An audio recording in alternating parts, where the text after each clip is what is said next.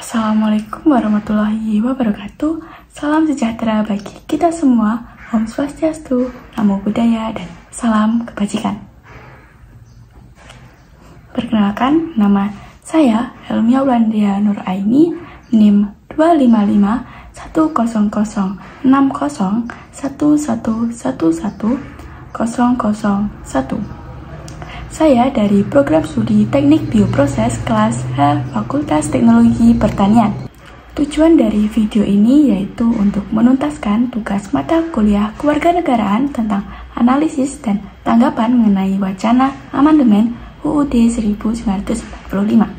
Wacana untuk melakukan amandemen kelima UUD 1945 ini kembali menjadi topik hangat dalam politik Indonesia. Isu ini seringkali berpusat pada poin penting yang menyentuh sistem ketatanegaraan pasca reformasi. Kira-kira poin penting itu apa ya? Yuk simak video ini secara seksama. Yang pertama, pengembalian GBHN, garis-garis besar haluan negara atau PPHN. Dan yang kedua, pengembalian kewenangan MPR untuk memilih presiden. Apakah ini akan kembali ke sistem pra-amandemen? Oke, kita lanjut. Yang terakhir yaitu yang ketiga, wacana perpanjangan jabatan presiden menjadi 3 periode. Dari awalnya 2 periode menjadi 3 periode. Nah, pada kesempatan kali ini saya akan menyampaikan pandangan argumen tentang wacana untuk melakukan amandemen kelima UUD 1945. Saya akan menyampaikan argumen saya yang berupa argumen kontra mendasari terkait informasi yang telah disajikan dalam video terlampir.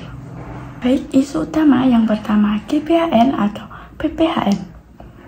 Hal ini menurut saya kontra karena akan mengancam sistem presidensial dan kekuasaan rakyat. Dasarnya pengembalian GBHN dapat menggeser sistem pemerintahan menjadi semi-parlementer, karena MPR kembali memiliki wewenang untuk menilai dan berpotensi akan memberhentikan presiden jika dianggap tidak mampu menjalankan GBHN. Ini akan melemahkan legitimasi presiden yang dipilih langsung oleh rakyat Indonesia. Poin-poin haluan negara sudah bisa diakomodir melalui undang-undang, seperti UU Sistem Perencanaan Pembangunan Nasional. Isu utama yang kedua yaitu penguatan MPR dan pemilihan presiden. Hal ini menurut saya kontra karena akan melanggar spirit reformasi dan demokrasi secara langsung. Dasarnya, pemilihan presiden langsung oleh rakyat adalah untuk mencapai kunci reformasi, membatasi kekuasaan presiden. Nah, kalau dikembalikan ke MPR, dikhawatirkan MPR hanya akan menjadi alat legitimasi elit politik dan membuka kembali peluang otoritarianisme seperti di era Orde Baru, yaitu di mana presiden bisa melenggangkan kekuasaannya tanpa batas. Isu utama yang ketiga yaitu masa jabatan presiden menjadi 3 periode.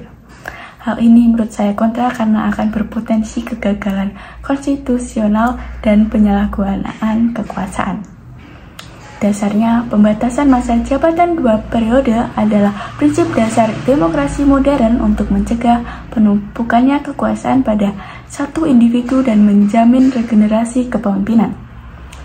Mendorong 3 periode dianggap sebagai langkah mundur yang berbahaya bagi tatanan konstitusional. Nah, yang terakhir, argumen saya, amandemen ini bukan kebutuhan mendesak di negara ini dan pada saat ini. Konstitusi saat ini dianggap masih memadai untuk mengakomodasi kehidupan berbangsa. Lebih baik pemerintah dan DPR fokus pada konsistensi penegakan konstitusi dan penyelesaian berbagai RUU yang lebih dibutuhkan oleh rakyat. Nah, demikian tentang argumentasi saya yang berupa kontra terhadap perubahan atau amandemen kelima Undang-Undang Dasar 1945. Mohon maaf jika ada kesalahan kata atau kesalahan pengucapan. Terima kasih banyak telah menonton dengan seksama. Akhir kata dari saya, wassalamualaikum warahmatullahi wabarakatuh.